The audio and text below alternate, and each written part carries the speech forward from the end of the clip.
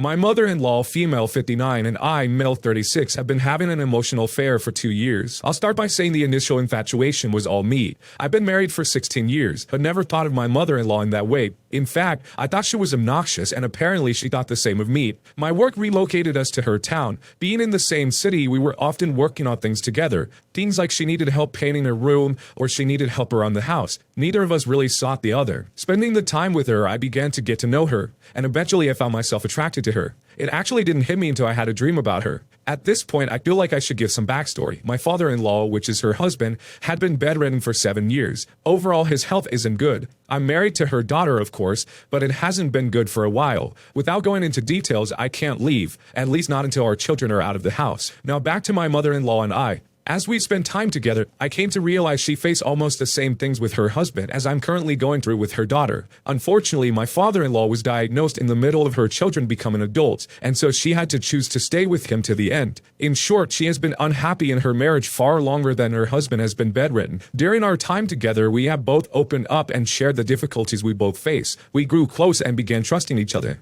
I made the first move one November night as we hung Christmas lights around her house. She got up on a ladder and I supported her so she wouldn't fall by holding her butt. She never said anything or moved once. The rush was exhilarating. Obviously, I'm a grown man and I have touched a butt before, but the fact that I was doing this with her was a new experience. I didn't know how to feel when I got home and thought it was over later that night. Nothing changed between us, but I retreated into myself and tried to put those thoughts out of my head. At this point, I would regularly meet her for breakfast on Saturday, and my actions didn't change this. The next weekend, we greeted each other as normal. A few weeks went by and I had put it behind me. That was until one night I had a work dinner event and with a few shots of liquid courage messaged her to see what she was doing. At midnight, she applied with a few jokes I can't remember, but needless to say, I ended up at her house. Not wasted, but buzzed enough, I flirted with her to come outside and meet me. She was happy to see me when I pulled up. She climbed into my truck and we chatted about my night for a bit. Then she got a call from my father-in-law asking about the security sensors going off. She told him that I stopped by and that she would be in shortly. She hung up and invited me in so I could finish catching her up.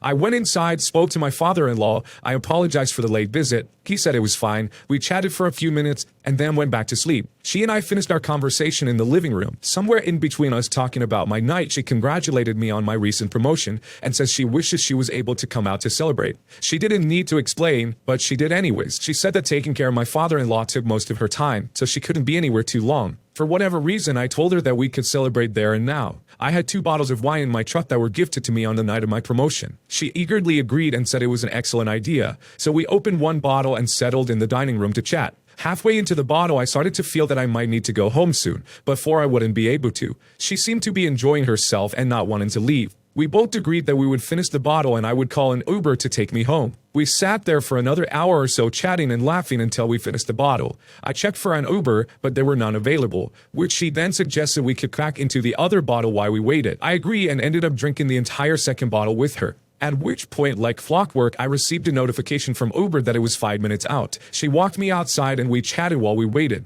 When I could see the Uber was right around the corner, I hugged her goodbye. The hug lasted about 10 seconds, but in my mind it lasted forever. We both lingered and I even managed to tell her that I had a great night with her after we were hugging. Before we let go, I gave her one last squeeze and kissed her on the neck. I'll be honest, I intended to kiss her on the cheek, but the high of a long hug and my inebriation landed the kiss on her neck between her shoulders and ears. I got into the Uber and was off to my house. I should add that my wife was at an expo for work. The entire ride home I thought about the hug and my kiss. I finally arrived home and got ready for bed. As I laid in bed, I kept thinking of her and what just had happened. I finally drifted to sleep. Another few weeks go by and once again I found myself drinking. This time it was to celebrate my friend getting promoted as well. It was just us guys, so there was no decorum or wine involved. Instead, it was a whole bunch of bourbon. Luckily, we rented a limo bus for the evening so no one had to drive. Unluckily, there was more booze on the bus. By the time I got home, I was so hammered I don't remember messaging her. Apparently, I told her that I had planned our next week's breakfast to a new spot further away and how special it would be if we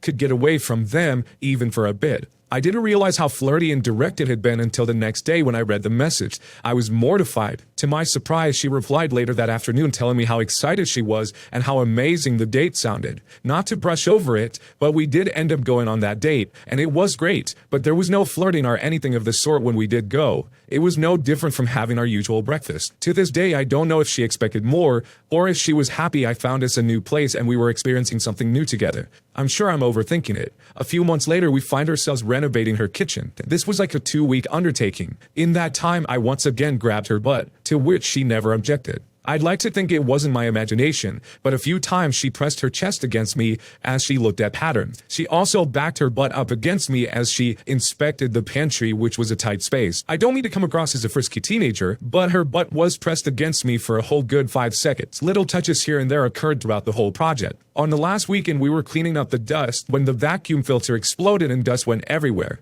We quickly ran to the backyard and helped dust each other off. She brushed my back off my jeans, my face, and various other places. After this, I felt comfortable and brave enough, so I returned the favor and began dusting her off, until eventually I was brushing her chest for about 10 seconds, after which she said, "Okay, I'm good." And I thought I was in trouble. Clearly, there was no way around it. I was groping her. It wasn't until a few seconds later that I understood I wasn't in trouble. She was noticeably excited. I had turned her on, and that was the reason she asked me to stop. A few weeks later, feeling braver, I jokingly asked her to a movie date. She liked and agreed to the date. I felt reassured and confident by the fact that she replied with yes to the date night. We planned on ordering dinner from this new Italian restaurant, a bottle of wine, and a new movie. During the course of our date, she complained that she had a tension headache. I began to rub her scalp, ears, and then her shoulders, all while joking around about it being an age-old Chinese secret that I made up. About 20 minutes in, she thanked me but said she was good. Her tone seemed uncomfortable. Once again, I thought maybe I had done too much in my buzz state by moving lowered.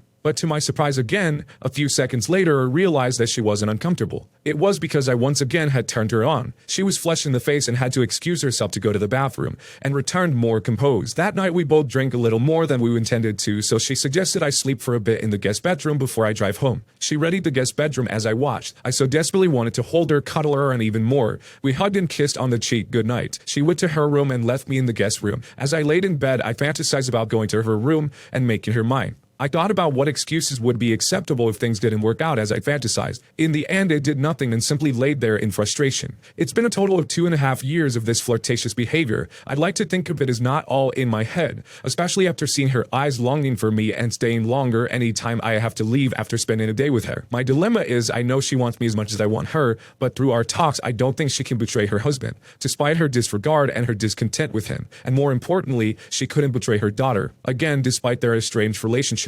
In the end, I think I'll make my move after her husband passes. It probably makes me sound like a horrible person, I know, but her daughter and I are nearing divorce. They have no relationship and, as I've said, more or less are estranged. But I have to know the answer to the burning question. This is a real story. If anyone has real advice other than the typical penthouse forum or just paying her, I'd be open to hear it. And I'm also aware there are many men that claim the same only to have fabricated everything in their heads. But the interaction and her behavior above cannot be a coincidence or my own delusions. The original post ends there, but there was a comment that the OP replied to that added more information. The comment reads, "How about getting a divorce and seeing if there's anything else out there? What do you want? A fling, a soulmate, another marriage? Any answer? Is it even possible with her? Is this anything more than trauma bonding? And more importantly, can you betray someone? And can you let someone you care about betray someone else? I ain't got no advice for you, I only got more questions." To which the OP responds, "Honestly, for me, divorce is on the horizon. I know this story shows the dark side of me, but I've tried to keep us together. I won't go into it, but I've legit talked to my wife about getting a third-party professional to help us with our marriage. She simply doesn't want to go. I've gone alone to see if I could better us. In the end, all I'll say is that the relationship is exactly what I asked myself. At what point, per society's eyes, am I not the jerk? At what point am I going to be the deuce that left his poor wife? At what point am I allowed to say that I tried and gave him my all? I know that this part of my life is wrong. I know that this doesn't justify my or our actions. I'm not here to be judged. I simply came here to share my story and get advice, however messed up it is. For the future, I know that in general, I don't want to get married again. I don't see the point. I'm not saying I will never find love again or that I'll die alone. I just don't see the point of legally binding myself to another person. I have my children. I lived my life with my wife. Anything after that doesn't require me to marry anyone. As for what I want for her, I want her physically as long as we can or are able to. It may sound strange to others, but I care about my mother-in-law. I can't speak for her part if she chooses to betray anyone. Speaking for myself, I have no negative or positive feelings towards my father-in-law. He and my wife aren't monsters, but they aren't saints. As I write these last sentences, I'm reminded that we aren't anyone to judge others as we don't know the whole story. Is cheating bad? Yes. Should I just leave? Yes. But there are reasons I won't. And if you ask my father-in-law or my wife, they would argue that they not be left divorced. But let me know. Am I the jerk? I did see another comment on this post that said this was like a movie, and I totally agree. Usually, depending on what website you're watching this movie on, the outcome can be very different. Personally, this does seem a little bit like trauma bonding, where two people relate and get attached because of similar traumas they both experienced. I know the taboo is always curious, but sometimes you gotta stop and think about the outcomes. Something like this would definitely spread like wildfire between families, and this OP would totally be the villain. Unless his mother-in-law is J-Lo or Selma Hayek, I don't think it's worth the trouble. But hey, different strokes for different folks. So your vehicles hold their value? We'll see about that. Back in 2015, I had a 2011 Dodge Caliber. That was beginning to give me some issues. After some research, I found out that the fuse box in the engine compartment was slowly malfunctioning and causing my car to act weird after about an hour of driving. I was on the market looking for a new car as I basically deemed it being time to get me something more suitable for my everyday needs. Not long after, I found the car I was looking for, which was a Kia Sorento. I rented it when the girlfriend and I went on a trip to Seattle, and I immediately was thrown away with how much space was inside the Sorento and that it had a 4-cylinder turbocharged engine. I looked at my girlfriend and said, first thing I'm doing once we're back home is going to Kia and getting this Sorento. So once I get back home, I reach out to a family friend who is a finance manager for several dealerships, hoping he would have a contact at Kia. Instead, I got told that he would call me back. My brother then calls me and says he wants to go with me to go check out Jeeps. I told him I was not interested, but he insisted that you will be much happier with the Jeep. I also want to go to see if I can consolidate my cars. To indulge my brother's request, I agree and he meets me at the dealership. In any case, the closest vehicle they had on the lot that would even come close to the Kia Sorento was a Jeep Grand Cherokee. As I am perusing the lot, my brother shows up with my sister-in-law. My brother is driving a 2014 Jeep Grand Cherokee, and my sister-in-law is driving their 2012 Kia Forte. Both of their cars appear to be in immaculate condition, and both with less than 20,000 miles. We walk in and I get taken away by one of the sales reps,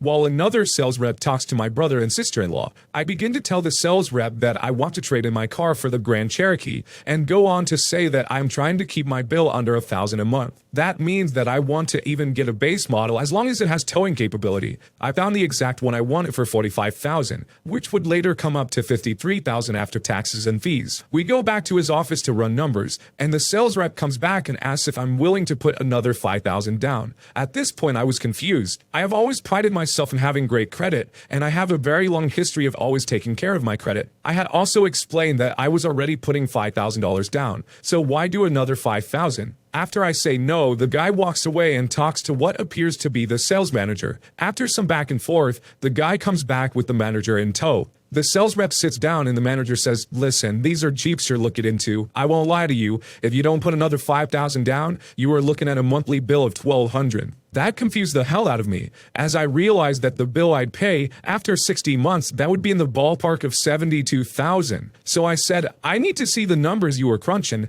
because this is definitely not adding up. How does a bill that after everything is said and done at $53,000 suddenly equate to $72,000? The sales rep looks at the manager and the manager just looks back at the rep and just says, listen, they are Jeeps. They retain their value. If you can't afford it, then we can't help you. So I cut my losses and start heading out, when I remember that my brother was there with a Jeep looking to trade it in. So cue my malicious compliance. I quickly beeline straight to the office my brother and sister-in-law are in just at the right time. They had just received the appraisal reports for both vehicles, but I was mostly interested in the Jeep Grand Cherokee. As I walk in, the sales rep working with them stops and asks what I am doing, and I say, don't worry, I'm with them. That's my brother and that's my sister-in-law. So the guy doesn't mind, and just as he is about to give the discussion of the report, the sales manager walks in and says, hey, because I'm going to buy a car today, please leave. What's wrong? I just came over here to wait for my brother who's trying to consolidate his vehicles. I believe your sales rep just needs to discuss the appraisal report. The manager then says, he doesn't have to discuss that in front of you.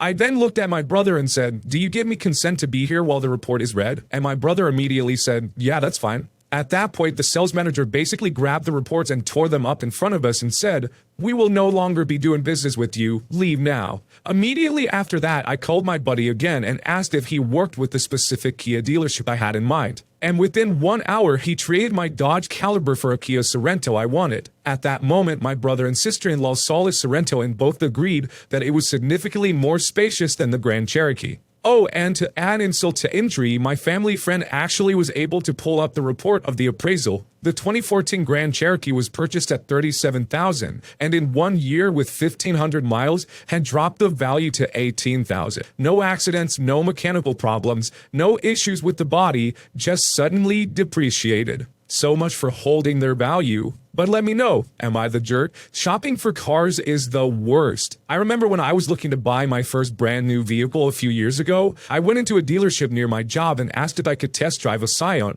I wasn't sold on the car, but a friend of mine spoke highly of theirs. After the test drive, they always want to talk numbers. I told them that I wasn't ready for that, but of course they insisted. So I humor them and tell them that I won't pay anything more than $400 a month and that I want the car at a certain price point. This is when the dealership starts the good cop, bad cop routine.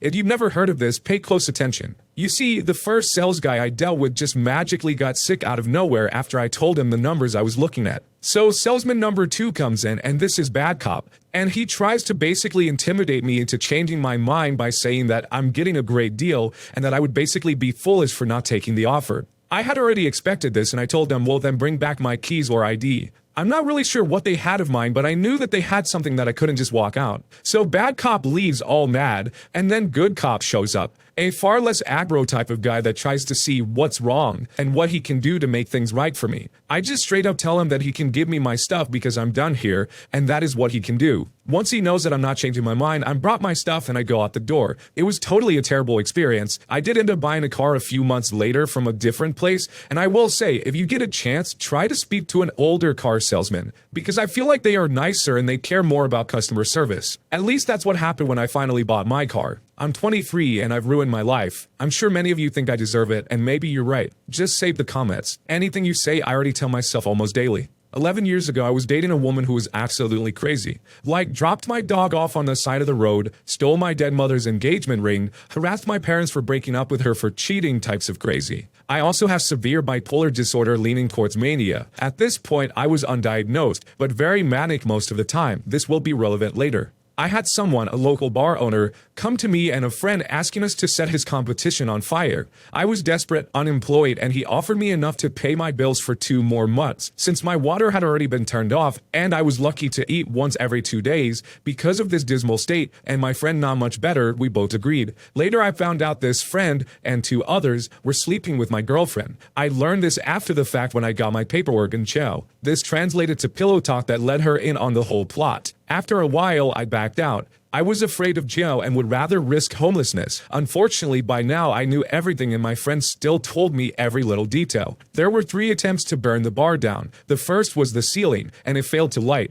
The second was in the closet in the bathroom. The fire department put it out, but the bar was back open the next day. The third, a garden sprayer full of gasoline was used across the back of the building and it lit. This time it burned down. After successfully burning the bar, my friend came to my house to brag. Shortly after the third and final attempt, my GS infidelity came to light and I dumped her and all hell broke loose. As she was getting her things from my house, I was at my grandfather's house, she went through my safe that I had stupidly left open and stole my mother's ring, took my dog and dropped her off on the side of the road, and eventually started harassing my parents to get in touch with me when I stopped answering her calls. Knowing the plot, she went to the police and told them that I was responsible for burning the bar down. I was arrested by the ATF outside of the apartment I was about to lose anyways, and was taken in for questioning. I hadn't eaten in 3 days at the time or showered in a week. I was extremely naive, immature, and manic. They gave me food and I told them everything. Again, I'm not proud of my actions. They put me in a hotel and gave me $500. I was finally able to shower and do laundry.